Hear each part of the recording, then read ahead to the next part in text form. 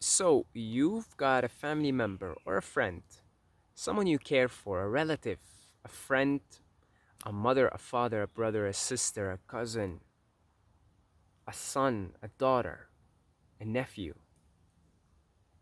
someone you love. You've got someone like that and you care for them and you want to see them live out the best possible life. And you have a certain idea in your head of what that looks like. Uh, and that could be a valid idea. For instance, maybe you see that relative of yours or that friend of yours. You see them every day going to McDonald's after work, and you see them just eat like absolute nonsense.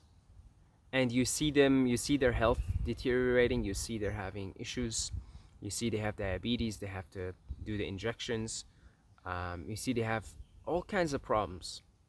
And and rightfully so, you know that if they were to change their eating habits, they would improve their health condition. And you love them, and you don't even really wanna see them change out of your own egoic, like, my way, you should do this.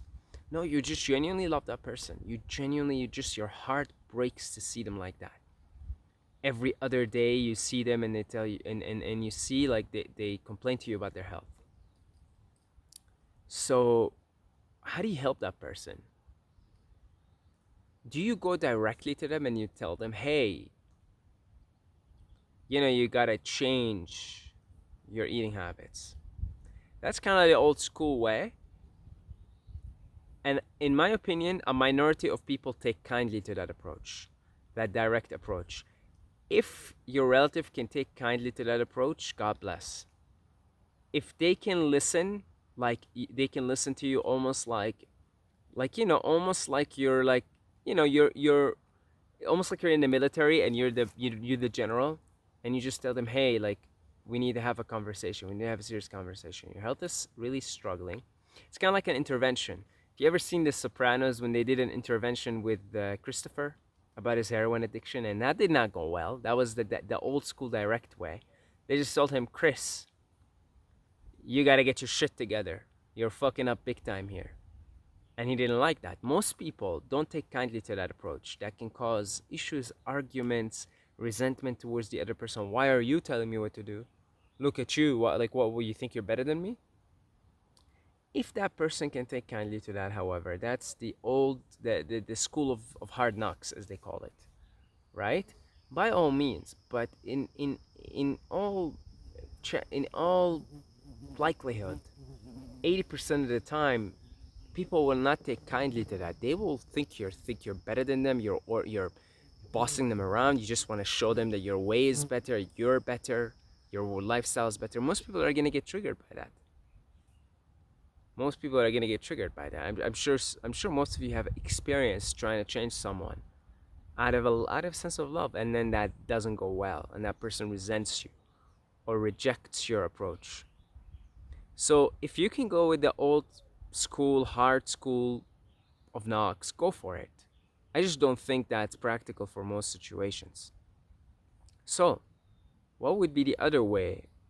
The other way, and that's for me the superior way, in my opinion, because it works more often than the other one, and it makes more of a sustainable, deep change.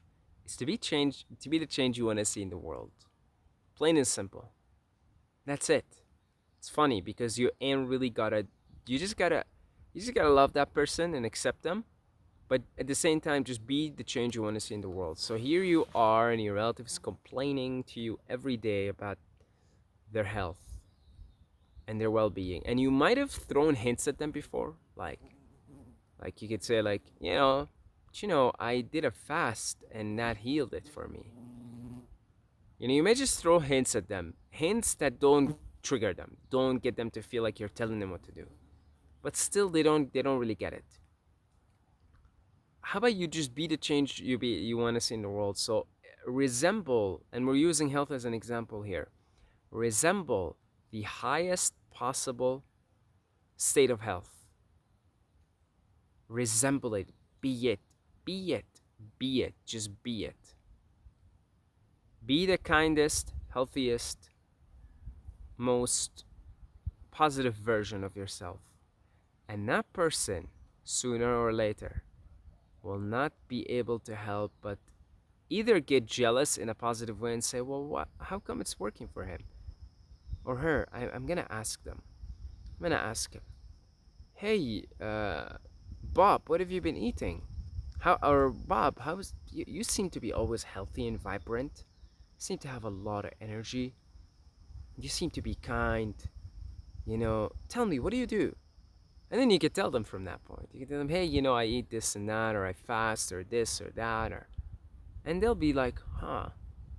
They'll see the example in front of them, and that'll trigger something in them. See, all of us humans, souls in a human suit, are on some kind of a evolutionary trajectory, and we're moving at our own pace. And some people are stuck in certain areas and they're trying to evolve beyond it, and others are stuck in other areas. But by virtue of all of us being here, most of us, the majority of us, are evolving in some trajectory. So everyone wants to evolve at some level, to varying degrees. And when we see evolution and see it in living embodiment, sooner or later, we will be inspired by that. Wasn't it Gandhi that said, be the change you want to see in the world? Those are words of wisdom. Truly, truly, truly, they are words of the highest degree of wisdom. Be the change you want to see in the world. Do not try to control the universe around you, because even it's a noble desire to want your loved ones to live out the best possible life, but it's wisdom to know that they just gotta live out what they gotta live out. They gotta live out their desires. They gotta live out their karma.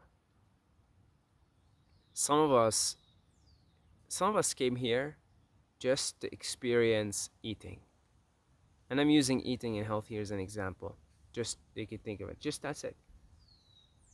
And eventually, they'll get tired of that. And if they come across someone that they love, and they see them a living embodiment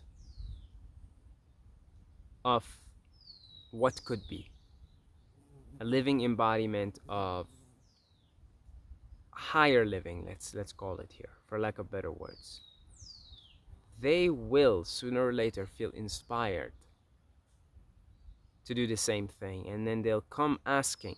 And it's different when someone comes and asks for help or asks for advice. It's another thing to give your unsolicited, is that word? Unsolicited. Anyway, it's another thing to give out your free advice, your uninvited free advice to other people. People don't like that. Humans tend to not like that. Most of the time, it doesn't go well, no matter how much you love that person, how much that person loves you and cares for you. It just doesn't.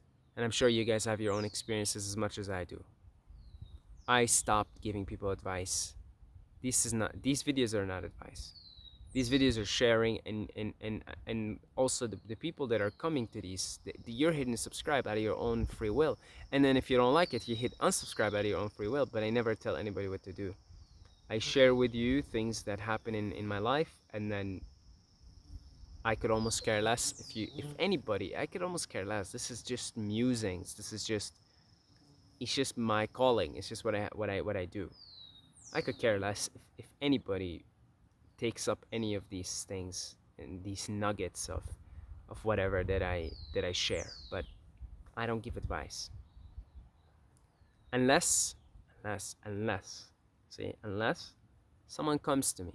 Like, I do consultations. If someone wants to come in, and I'm an idiot. I mean, I don't even know why I do these consultations. I'm a freaking idiot, right?